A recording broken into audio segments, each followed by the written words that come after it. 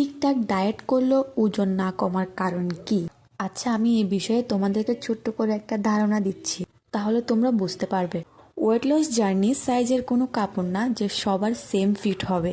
প্রতিটা মানুষের metabolism system বা হরমোন ব্যালেন্স, বয়স, ঘুমানোর ধরন এক হয় না। তুমি যদি 15 দিনে 2 কেজি ওজন কমিয়ে থাকো, তাহলে তোমার শরীর অলরেডি কাজ করা শুরু করে দিয়েছে। দেন শরীরে অনেক রকমের চেঞ্জ আসতেছে।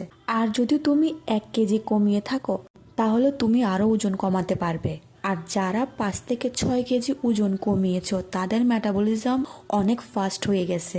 দেন তারা পরবর্তীতে যদি ডায়েট ছেড়েও দেয়, দেন 1 মাস বা 2 মাস, তাতেও তাদের ওজন কিন্তু তেমনভাবে বাড়বে না। যারা রেজাল্ট পাচ্ছেন, তারা কিন্তু কখনো ডায়েট ছেড়ে দিবেন না। 1 মাসে যদি 1 কেজি ওজন কমে থাকে, পরবর্তীতে কিন্তু আপনার ওজন 1 মাসে 5 থেকে 6 কেজিও কমতে পারে। তাই ডায়েট জার্নিটা কিন্তু অবশ্যই করে যেতে হবে।